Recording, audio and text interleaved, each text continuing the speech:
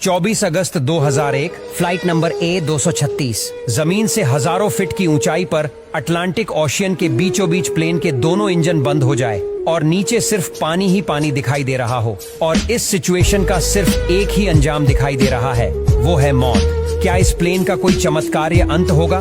तो आइए जानते हैं इतिहास की सबसे बड़ी दिल दहला देने वाली सच्ची कहानी। 23 अगस्त 2001 की शाम कैनेडियन एयरलाइन एयर ट्रांसिट की फ्लाइट टोरंटो एयरपोर्ट से पुर्तगाल के लिस्बन शहर जाने की तैयारी कर रही थी।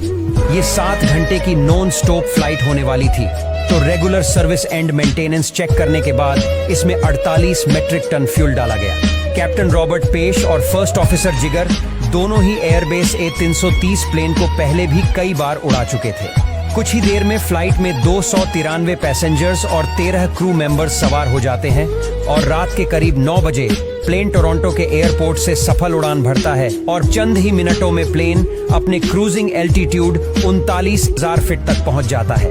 अब तक सब कुछ नॉर्मल चल रहा था और प्लेन में सवार ज्यादातर पैसेंजर्स गहरी नींद में सो चुके थे। कुछ मिनटों में जहाज अटलांटिक ओशन के बीचों बीच पहुंच चुका था।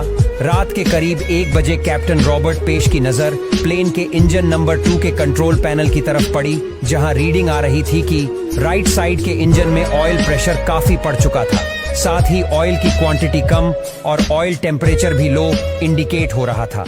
इस तरह का एरर दोनों पायलट अपने करियर में पहली बार देख रहे थे, इसलिए दोनों ही पायलट तुरंत फ्लाइट मैनुअल को देखते हैं, लेकिन उसमें उन्हें कुछ भी नहीं मिलता और पायलट ने कनाडा में स्थित एयर ट्रांसिट के मेंटेनेंस कंट्रोल सेंटर में फोन किया और इस प्रॉब्लम के बारे में बताते हैं, लेकिन जवाब में उन्हें सिर्फ इतना कहा जाता है कि आप एरर को मॉनिटर करते रहे और हमें इस बारे में जैसे ही कुछ पता चलेगा तो हम आपसे कांटेक्ट करेंगे। उड़ान में कोई दिक्कत नहीं थी, इसलिए पायलट ये सोचकर रिलैक्स हो गए कि शायद कोई फोल्ट सेंसर ऑयल की गलत रीडिंग दे रहा है।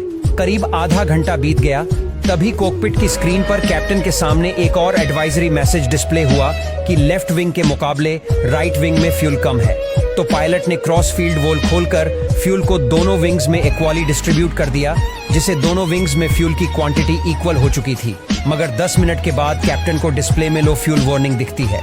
तभी चेक करने पर उन्हें पता चलता है कि विंग में दोबारा से फ्यूल कम हो गया है और अब दोनों विंग्स को मिलाकर भी इतना फ्यूल नहीं है जिससे लिस्बन पहुंचा जा सके। इस वक्त प्लेन में सिर्फ 7 टन फ्यूल बचा था और ये भी तेजी से कम हो रहा था। ऐसे में पायलट के पास प्लेन को डाइवर्ट करने के अलावा और कोई रास्ता नहीं था।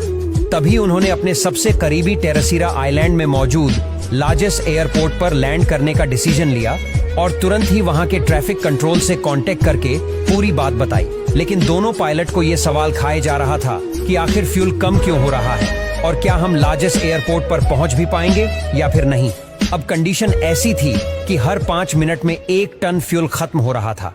अब उनके पास सिर्फ 25 मिनटों का फ्यूल बचा था, जिससे टेरेसीरा आइलैंड पहुंचना भी मुमकिन नहीं था। तभी अचानक से प्लेन के राइट इंजन में धमाका हुआ, जिस अंदर बैठे पैसेंजर्स में अफरा तफरी मच गई। तभी कैप्टन ने पैसेंजर्स को शांत बैठने की रिक्वेस्ट की। प्लेन में अब 4.5 टन फ्यूल और सिर्फ 1 इंजन बचा था, जिससे इतने बड़े प्लेन का क्रूज करना मुमकिन नहीं था। ऐसे में प्लेन का एल्टीट्यूड धीरे धीरे कम होने लगा।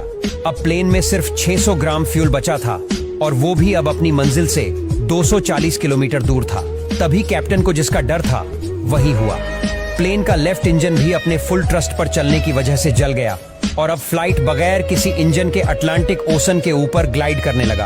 अब लार्जेस्ट एयरपोर्ट 120 किलोमीटर की दूरी पर था। प्लेन 3000 फीट तक नीचे आ गया था।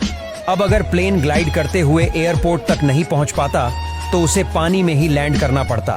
अब सब कुछ प्लेन के बीच कंट्रोल पर निर्भर था, जिसे पायलट मैन्युअली लिवर से कंट्रोल कर रहे थे।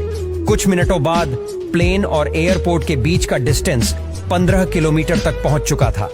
इतने डिस्टेंस पर फ्लाइट का एल्टीट्यूड 3000 फीट रखने की सलाह दी जाती है, जबकि इस प्लेन का एल्टीट्यूड 13,000 फीट था।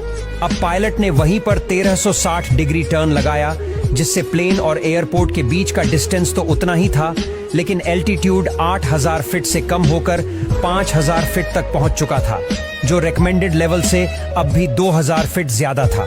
इसलिए पायलट ने प्लेन को एयरपोर्ट के रनवे की तरफ मोड़ा और फिर कुछ एस टर्न्स लगाए। इस जिगजैग पैटर्न में आगे पीछे होने से प्लेन को एल्टीट्यूड कम करने का कुछ एक्स्ट्रा टाइम मिला। अब नॉर्मली लैंडिंग के वक्त प्लेन की नोज को ऊपर रखने के लिए फिलिप्स और इंजन थ्रस्ट का इस्तेमाल किया जाता है, लेकिन पायलट इंजन थ्रस्ट के बिना फिलिप्स को भी नहीं खोल सकते थे, क्योंकि ऐसा करने से फ्लैप से मिलने वाला एयर ड्रैग प्लेन को और आगे झुका देता और क्रैश लैंडिंग हो जाती। इसलिए पायलट ने फ्लैप को बंद रखते हुए लैंडिंग करने का डिसीजन लिया, जिससे प्लेन और रनवे के काफी तेज टक्कर हुई और 12 मिनट में 8 टायर फट गए, जिससे प्लेन स्केट करता हुआ एक तरफ खिसक रहा था। लेकिन कैप्टन ने बड़ी ही सूझबूझ से धीरे धीरे ब्रेक लगाई और आखिरकार प्लेन रुक गया। लेकिन तभी प्लेन की लैंडिंग गियर में धमाके के साथ आग भड़क उठी। हालांकि रनवे के पास मौजूद इमरजेंसी क्रू ने उस आग को तुरंत ही बुझा दिया। इस तरह एयर ट्रांसिट फ्लाइट 236 के जांबाज पायलट ने 306 मुसाफिरों की जान बचाई और आज तक ये इतिहास का ऐसा इकलौता प्लेन है जिसने बगैर किसी इंजन के इतनी ज्यादा देर तक ग्लाइड करते हुए अपनी मंजिल तक पहुंचने का रिकॉर्ड बनाया है।